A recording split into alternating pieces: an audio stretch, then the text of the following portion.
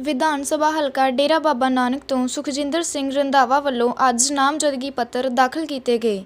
ਸੁਖਜਿੰਦਰ ਸਿੰਘ ਰੰਧਾਵਾ ਨੇ ਪੱਤਰਕਾਰਾਂ ਨਾਲ ਗੱਲਬਾਤ ਕਰਦਿਆਂ ਕਿਹਾ ਕਿ ਉਹ ਇਸ ਹਲਕੇ ਤੋਂ ਲਗਾਤਾਰ 2 ਵਾਰ ਜਿੱਤ ਪ੍ਰਾਪਤ ਕਰ ਚੁੱਕੇ ਹਨ ਅਤੇ ਇਸ ਵਾਰ ਵੀ ਉਹਨਾਂ ਨੂੰ ਪੂਰੀ ਆਸ ਹੈ ਕਿ ਜਨਤਾ ਉਹਨਾਂ ਨੂੰ ਜਿੱਤ ਦਾ ਮੌਕਾ ਦੇਵੇਗੀ। ਉੱਥੇ ਹੀ ਨਵਜੋਤ ਸਿੱਧੂ ਉੱਪਰ ਉਸ ਦੀ ਭੈਣ ਵੱਲੋਂ ਲਗਾਏ ਗਏ ਇਲਜ਼ਾਮਾਂ ਬਾਰੇ ਕਿਹਾ ਕਿ ਇਹ ਇਲਜ਼ਾਮ ਚੋਣਾਂ 'ਚ ਹੀ ਕਿਉਂ ਲਗਾਇਆ ਗਿਆ, ਪਹਿਲਾਂ ਕਿਉਂ ਨਹੀਂ ਲਗਾਇਆ ਗਿਆ। उन्होंने कहा कि नवजोत सिद्धू गलत बंदा नहीं है, वह चंगा इंसान है ਅਤੇ ਉਹ ਆਪਣੇ ਕੋਲੋਂ ਹੀ ਲੱਖਾਂ ਰੁਪਏ ਦਾਨ ਕਰ ਦਿੰਦਾ ਹੈ।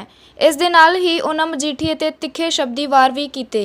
ਉਹਨਾਂ ਕਿਹਾ ਕਿ ਜਦੋਂ ਤੱਕ ਪ੍ਰਕਾਸ਼ ਸਿੰਘ ਬਾਦਲ ਕੋਲ ਸ਼੍ਰੋਮਣੀ ਅਕਾਲੀ ਦਲ ਦੀ ਵਾਗਡੋਰ ਸੀ ਉਦੋਂ ਪੰਜਾਬ ਵਿੱਚ ਨਾ ਤੇ ਨਸ਼ਾ ਸੀ ਤੇ ਨਾ ਹੀ ਰੇਤ ਮਾਫੀਆ ਦਾ ਰਾਜ ਸੀ। ਸੁਖਬੀਰ ਬਾਦਲ ਤੇ ਮਜੀਠੀਏ ਦੇ ਆਉਣ ਨਾਲ ਹੀ ਪੰਜਾਬ ਵਿੱਚ ਨਸ਼ਾ ਤਸਕਰੀ, ਰੇਤ ਮਾਫੀਆ ਅਤੇ ਗੈਂਗਸਟਰ ਉੱਭਰੇ ਹਨ। हाँ जी, अज मैं नोमीनेशन दाखिल किए ने और पंजाब च तकरीबन कांग्रेस वाले ने 25 तो ही स्टार्ट किए सी। अज नोमीनेशन पेपर दाखिल करके एक प्रॉपर जी इलैक्शन भी स्टार्ट हो गई है। कई दिनों तो इलैक्शन जी चल रही सी, पर जिस दिन नोमीनेशन पेपर फाइल किए जाते प्रैस वाले उस दिन ही होंदा कि हुण एक्चुअल इलैक्शन जी स्टार्ट हो गई है।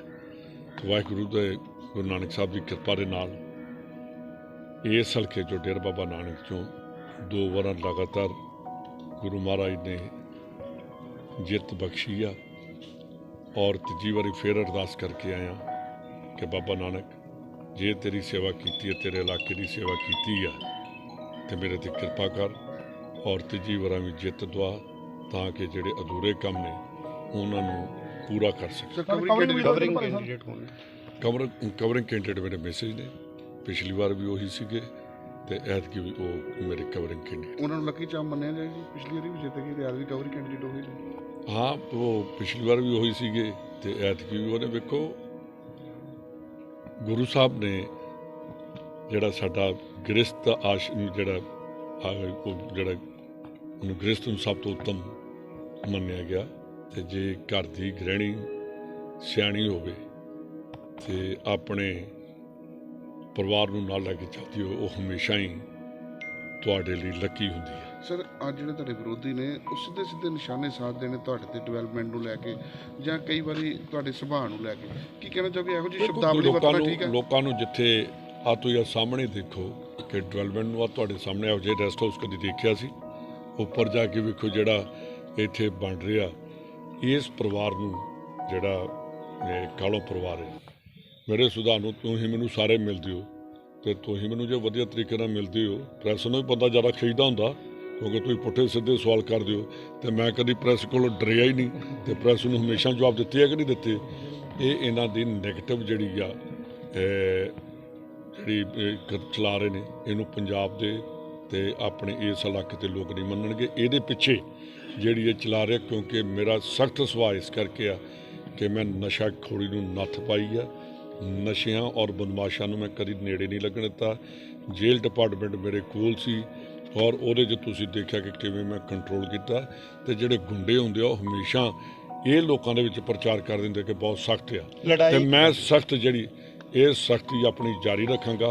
ना मैं गुंडागर्दी उठण देंगा, ना मैं नशे वेचण वालिਆਂ ਨੂੰ उठण ਦਾਂਗਾ, ना ਜਿਹੜੇ ਨਸ਼ਿਆਂ ਦੇ ਪਿੱਛੇ ਖੜੇ ਨੇ ਨਾ ਮੈਂ ਉਹਨਾਂ ਨੂੰ ਉਠਣ ਦਾਂਗਾ। ਇਸ ਕਰਕੇ ਮੇਰਾ ਨੈਗੇਟਿਵ ਪ੍ਰਚਾਰ ਕੀਤਾ ਜਾਂਦਾ ਕਿ ਤੁਹਾਡੀ ਲੜਾਈ ਜਿਹੜੀ ਪੰਜਾਬ ਦੇ ਵਿੱਚ ਤੁਸੀਂ ਦੱਸੋ ਕਿ ਇੰਨੀ ਦੁਨੀਆ ਖੜੀ ਆ ਤੇ ਉਹਦੇ ਵਿੱਚੋਂ ਕਾਂਗਰਸ ਇੱਕ ਕੱਲੀ ਆ ਜਿਹੜੀ ਪਿੱਛੇ ਕੱਲੀ ਜਮਾਤ ਦੇ ਨਾਲ ਇੰਨੇ ਜਾਣੇ ਲੜ ਰਹੇ। ਕਿਤੇ ਸਾਡੀ ਆਪ ਨਾਲ ਲੜਾਈ ਆ, ਕਿਤੇ ਬੀਜੇਪੀ ਨਾਲ ਲੜਾਈ ਆ, ਕਿਸੇ ਥਾਂ ਸਾਡੀ ਅਕਾਲੀ ਦਲ ਨਾਲ ਲੜਾਈ ਆ, ਕਿਸੇ ਥਾਂ ਸਾਡੀ पता ही नहीं कि 3 4 5 इकट्ठे ही हो गए ने तो वो लड़ाई है। पर कांग्रेस का अपना वोट बैंक अपनी सीट का हाँ जी की मार्जिन लैके जाओगे?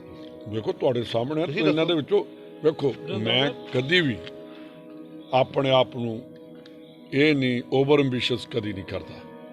अंबीशियस सारी दुनिया होंदी है, मैं ओवर अंबीशियस नहीं होंदा।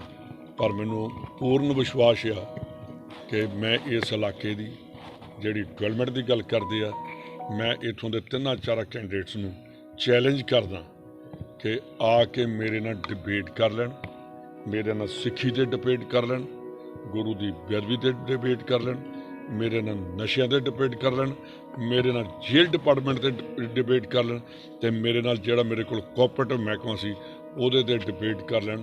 ਇਹਨਾਂ ਚੀਜ਼ਾਂ ਦੇ ਮੈਂ ਸਾਰੇ ਜਵਾਬ ਦਊਂਗਾ, ਔਰ ਇਹਨਾਂ ਦੇ ਟਾਈਮ ਤੇ ਜਿਹੜੇ ਇਹਨਾਂ ਦੇ ਪਿਤਾ ਜੀ ਦੇ ਵੇਲੇ ਦੇ ਟਾਈਮ ਦੇ ਉਹਨਾਂ ਦੀ ਵੀ ਮੈਂ ਨਾਲ ਡਿਬੇਟ ਕਰਾਂਗਾ।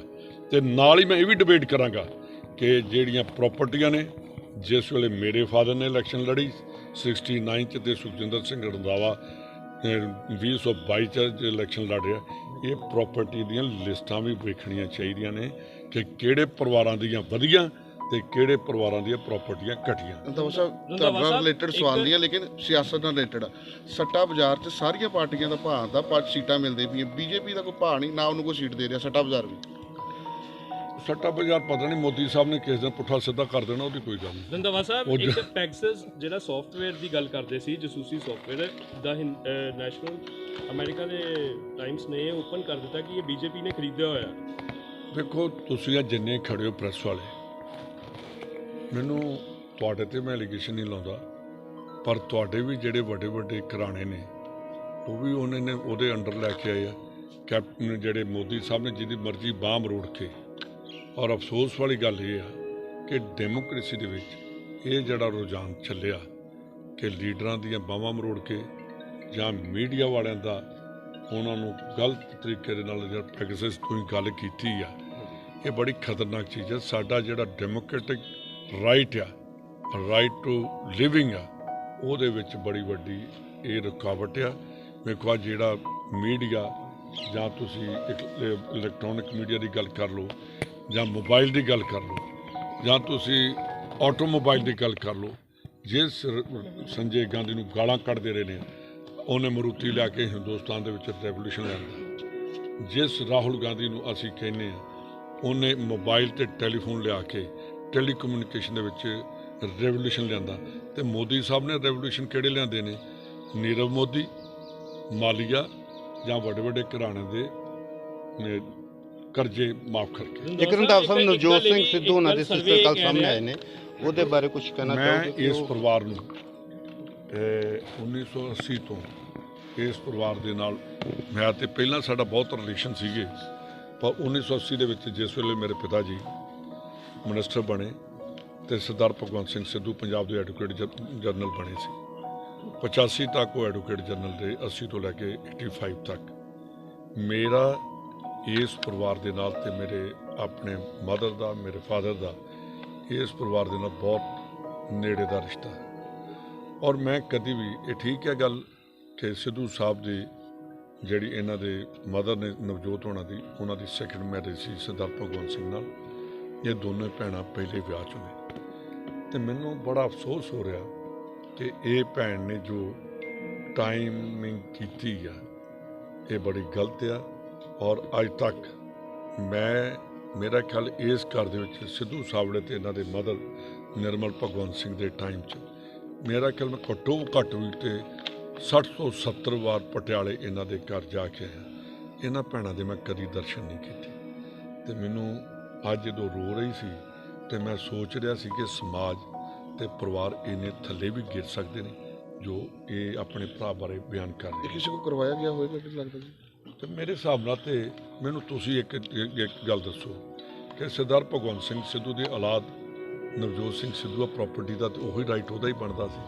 ਤੇ ਠੀਕ ਹੈ ਕਿ ਜੇ ਭੈਣਾਂ ਨੂੰ ਕੋਈ ਚੀਜ਼ ਸੀਗੀ, ਲੋੜ ਸੀਗੀ, ਤੇ ਨਵਜੋਤ ਸਿੱਧੂ ਨੂੰ ਤੇ ਤੁਸੀਂ ਆਪ ਵੇਖਿਆ, ਉਹ ਤੇ ਜਿੱਥੇ ਜਾਂਦਾ 10-20 ਲੱਖ ਤੇ ਉਹ ਤੇ ਵੈਸੇ ਹੀ ਦਾਨ ਆਪਣੀ ਜੇਬ 'ਚੋਂ ਹੀ ਕਰ ਆਉਂਦਾ ਸੀ। ਕਹ ਲਓ ਵੀ ਮੇਰੇ ਕੋਲ 50 ਲੱਖ ਰੁਪਇਆ ਤੇ ਉਹਨੇ ਇੱਕ ਥਾਂ ਕਿੱਥੇ। ਜਿਹੜੀ ਇੱਕ ਸਰਵੇ ਰਿਪੋਰਟ ਕਹਿੰਦੀ ਕਿ ਬੀਜੇਪੀ ਸਭ ਤੋਂ ਅਮੀਰ ਪਾਰਟੀ ਹੈ ਤੇ ਕਾਂਗਰਸ ਤੀਜੇ ਨੰਬਰ ਤੇ ਆਉਂਦੀ ਹੈ। ਤੁਹਾਡੇ ਸਾਹਮਣੇ ਕਾਂਗਰਸ ਜਿਹੜੀ ਤੀਜੇ ਨੰਬਰ ਤੇ ਆਉਂਦੀ ਆ, ਬੀਜੇਪੀ ਜਿਹੜੀ ਅਮੀਰ ਆਦਮੀ ਆ ਉਹਨਾਂ ਦਾ, ਅਮੀਰਾਂ ਦਾ ਤੁਸੀਂ ਹਾਲ ਹੀ ਵੇਖ ਲਿਆ। ਤਾਂ ਹੀ ਤੇ ਕਿਸਾਨਾਂ ਨੂੰ ਕੁੱਟ-ਕੁੱਟ ਕੇ ਉਹਨਾਂ ਨੇ ਬੁਰਾ ਹਾਲ ਕੀਤਾ। ਹਾਂ, ਸਿੱਧੂ ਨੇ ਆਪਣੇ ਮਜੀਠੀਆ ਨੇ ਕਿਹਾ ਵੀ ਸਿੱਧੂ ਦੀ ਜਮਾਤ ਜ਼ਬਤ ਕਰਾ ਦਾਂਗੇ, ਤੁਹਾਨੂੰ ਕਹਿੰਦੇ ਤਾਂ ਲੱਗਦਾ ਜੀ? ਵੇਖੋ ਜੇ ਵੇਖੋ ਤੁਸੀਂ ਨਾ, ਮੇਰੀ ਖਿਆਲ ਹੈ ਕਿ ਥੋੜ੍ਹਾ ਜਿਹਾ ਆਪਾਂ ਨੂੰ ਸੰਕੋਚ ਵਰਤਣਾ ਚਾਹੀਦਾ।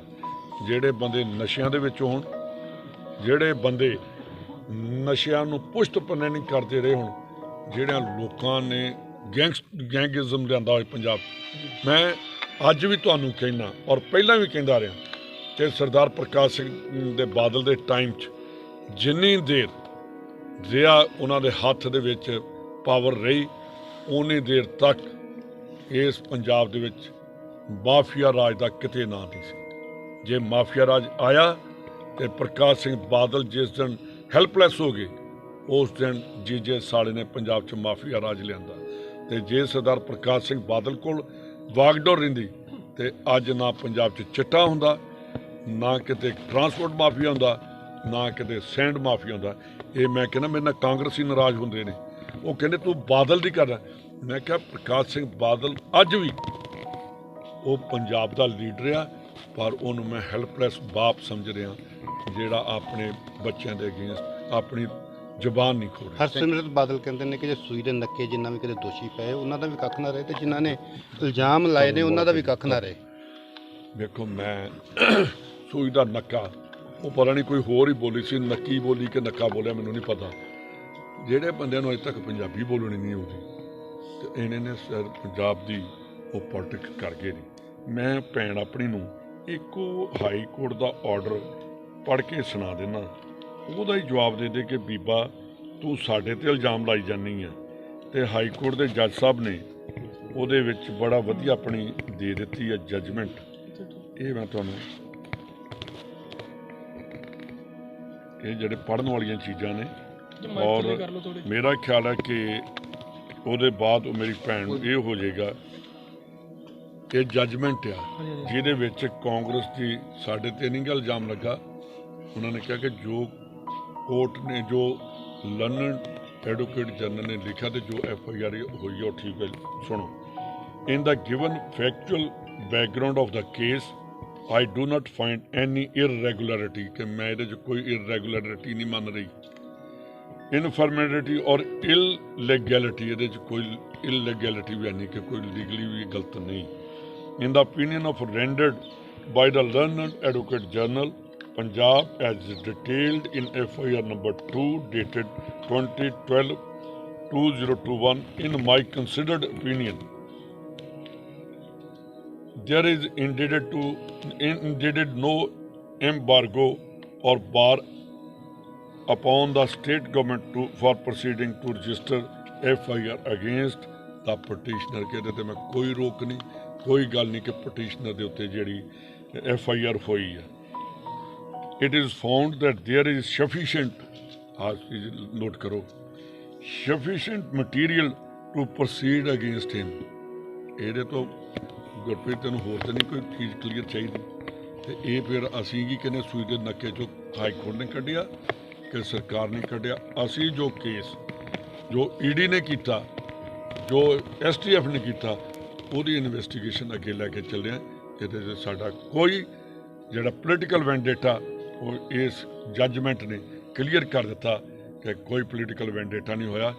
ਇੱਕ ਨਸ਼ਾ ਤਸਕਰ ਦੇ ਉੱਤੇ ਕੇਸ ਰਜਿਸਟਰ ਕੀਤਾ ਗਿਆ। ਇੱਕ ਧਾਰਾ 37 ਲਾ ਦਿੱਤੀ ਗਈ ਆ, ਉਹਦੀ ਨੌਨ ਅਵੇਲੇਬਲ ਆ ਸੁਪਰੀਮ ਕੋਰਟ ਤੋਂ ਵੀ। ਨਹੀਂ ਤੇ ਜਿਹੜਾ ਨਸ਼ੇ ਦੇ ਵਿੱਚ ਕਿਹੜੀ ਧਾਰਾ ਹੋਰ ਲਾਈ ਜਾਏ, 323 ਦੀ 24 ਦੀ ਲਾਈ ਜਾਏ। ਜਿਹੜਾ ਨਸ਼ਾ ਵੇਚਦਾ ਉਹਦੇ ਜਿਹਦੇ 30 ਇਹਦੇ 'ਚ ਵੀ ਬੜਾ ਵੱਡਾ ਇੱਕ ਲਕੂਨਾ ਆ ਜਾਂਦਾ। ਅਗਰ 1 ਮਿੰਟ ਇਸ ਚੀਜ਼ ਨੂੰ ਨਹੀਂ ਲਾਉਂਦੇ ਤੇ ਜਿਹੜੇ ਅੰਦਰ ਕਮਰਸ਼ੀਅਲ ਕੁਆਂਟੀਟੀ ਵਾਲੇ ਨੇ ਉਹਨਾਂ ਨੂੰ ਵੀ ਬੇਲ ਮਿਲੇਗੀ। ਫਿਰ ਜੇ ਇਹ ਬੰਦੇ ਇਹਨੇ ਤੁਸੀਂ ਸੁਣਿਆ ਹੋਣਾ 2012-13 'ਚ ਜਦੋਂ ਜਗਦੀਸ਼ ਭੋਲਾ ਫੜਿਆ ਗਿਆ, ਇਸੇ ਇਹਦੇ ਜੀਜਾ ਜੀ ਨੇ ਅੰਦਰ ਆਣ ਕੇ ਕਿਹਾ ਸੀ 6000 ਕਰੋੜ ਦੀ ਡਰੱਗ ਫੜੀ ਆ। ਉਹ ਡਰੱਗ ਅੱਜ ਕਿੱਥੇ ਗਈ ਆ? ਉਹ ਆਉਣੀ ਚਾਹੀਦੀ ਕਿ ਨਹੀਂ, ਰਿਕਾਰਡ ਆਉਣੀ ਚਾਹੀਦੀ। ਇਸ ਕਰਕੇ ਅਸੀਂ ਉਹ ਚੀਜ਼ 111 ਦਿਨ ਮਿਲੇ, ਕੋਸ਼ਿਸ਼ ਕੀਤੀ ਕਿ ਜਿੰਨਾ ਕਿ ਸਾਡੇ ਕੋਲ ਰਿਕਾਰਡ ਆਇਆ, ਪਰ ਅਗਲੀ ਵਾਹਿਗੁਰੂ ਨੇ ਕਿਰਪਾ ਕਰਨੀ ਆ। ਉਹ 6000 ਕਰੋੜ ਵੀ ਲੋਕਾਂ ਦੇ ਸਾਹਮਣੇ ਲੈ ਕੇ ਆਵਾਂਗੇ ਕਿ ਜੀਜਾ ਸਾਲੇ ਨੇ ਆਪਣੇ ਕੋਲ ਰੱਖਿਆ। ਰੰਧਾਵਾ ਸਾਹਿਬ, ਯੂਪੀ ਦੇ ਵਿੱਚ 40% ਲੇਡੀਜ਼ ਨੂੰ ਦਿੱਤੀਆਂ ਗਈਆਂ ਟਿਕਟਾਂ, ਪੰਜਾਬ ਦੇ ਵਿੱਚ ਸਿਰਫ 10%, ਜਦਕਿ ਕਾਂਗਰਸ ਦਾ ਨਾਰਾ ਸੀ। ਨਹੀਂ ਵੇਖੋ, ਜਿੰਨੇ ਕੁ ਲੋਕ ਜਿਹੜੇ ਆਏ ਨੇ ਉਹਨਾਂ ਨੂੰ ਟਿਕਟਾਂ ਦਿੱਤੀਆਂ, ਜਿਨ੍ਹਾਂ ਨੇ ਅਪਲਾਈ ਕੀਤੀਆਂ ਉਹਨਾਂ ਲੇਡੀਜ਼ ਨੂੰ ਟਿਕਟਾਂ ਦੇ ਦਿੱਤੀਆਂ ਗਈਆਂ। Thank you sir. ਸਾਂਝਾ ਮੁੱਦਾ ਲਈ ਰਿਪੋਰਟਰ ਲਵਪ੍ਰੀਤ ਸਿੰਘ ਖੁਸ਼ੀਪੁਰ ਦੀ ਰਿਪੋਰਟ।